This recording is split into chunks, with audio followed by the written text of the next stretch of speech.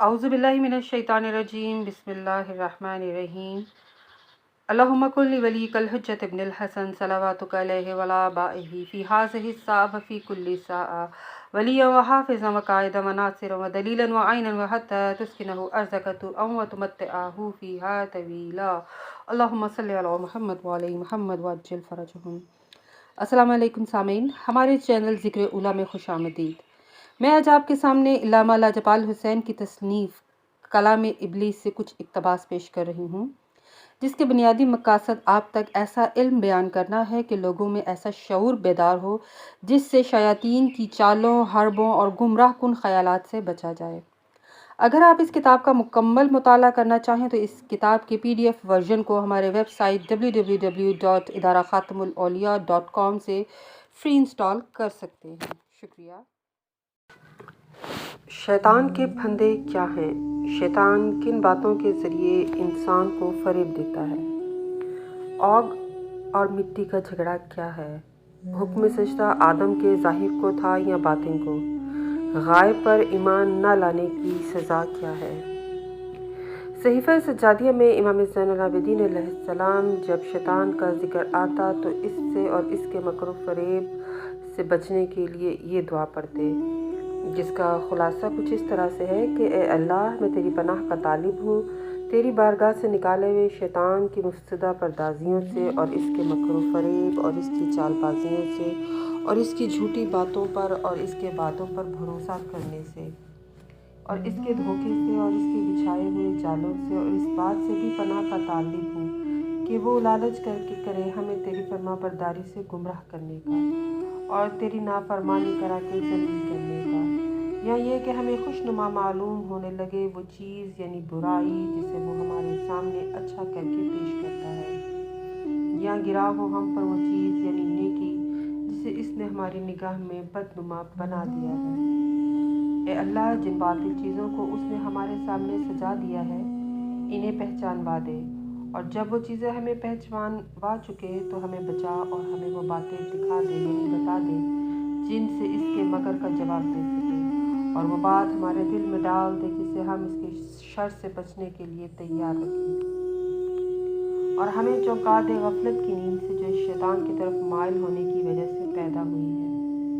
ऐ माबूद, हमें इसके दुश्मनों की लड़ी में शामिल कर और हमें इसके दोस्तों की गिनती से दूर रख, इस कदर दूर कि जब वो हमें बहकाए तो हम इसकी अताअत न करें और जवाब न दें उसको जबकि वो हमें बुलाए, और हमें ऐसा बना दे कि जो हमारी बात माने, इसे हम इस शैतान से दूर रहने का हुक्म दें और मना करें। इस दुआ में इमाम ज़ैनुल आबिदीन अलैहिस्सलाम ने इब्लीस की चालबाजियों और मक्कारियों का जिक्र करते हुए इब्लीस मलाउन की खुफिया वारदातों का जिक्र किया। ज़रा इस दुआ पर गौर करें, आपको मालूम होगा इब्लीस बंदों को किस तरह किन चालों और रास्तों से गुमराह करता है। यानी मौला ज़ैनुल आबिदीन अलैहिस्सलाम ने अल्लाह तबारक व तआला की पनाह तलब की है। आज के जुल्म गुमराही के दौर में हमें अपने आमाल में इस दुआ को बतौर वजीफ़ा बनाना चाहिए। शैतान की चंद मक्कारियाँ दर्ज झेल हैं। अल्लाह की बारगाह से निकाला हुआ इब्लीस मलाउन, जिसको खालिक ने शैतान करार दिया है। शैतान का मकर फरेब व झूठी बातें जो नफ्स में विश्वास की सूरत में पैदा होती हैं। शैतान बंदों को झूठे वादों की तरफ लेकर जाता है। अल्लाह पर तवक्कल ख़त्म हो जाने से बंदे शिकवे और शिकायत करने लग जाता है। लालच को नफ्स में पैदा करता है। बंदा दुनिया की अशियाए मादी के पीछे ज़िंदगी बसर करने लगता है। यहीं पर अल्लाह की अताअत में कमी हो जाती है। बुराइयों को खुशनुमा और सजा कर पेश करता है। नेकियों को बंदों की निगाह में हकीर बनाने के ख्यालात पैदा करता है। दिलों में घुसकर सयाही पैदा करता है। दुनिया की लज्जतों के ज़रिए फ़रेब देता है। हमारे सीनों में घुसकर अपनी पसंदीदा ख्वाहिशात लज्जाती दुनियावी के ज़रिए अपने माहौल पैदा करके इस सीने में अल्लाह के अहकामात और इल्म व हदायत वसूल करने वाले कान बहरे करके विश्वास सुनने वाले कान को एक्टिव करता है। बातिल हक़ाइक़ और नज़रियात को सच्चा दिखाता है। जब बंदे के नफ्स पर कारी ज़रब लगाता है तो इसकी बड़ी इलामत यही है कि गफलत को पैदा करता है। شیطان کا اصل ہدف بندوں کے نفوس کے ذریعے اپنی حکومت کو قائم کرنا ہے۔ امام اپنی دعا میں فرماتے ہیں کہ اے اللہ، جس کی رحمت اس کے غضب سے آگے ہے، لہٰذا بندے پر بجائے غضب الہی ابلیس ملعون کی چال ہے، جس کی وجہ سے بندہ اپنے رب کے سامنے غضب الہی کا شکار ہوتا ہے۔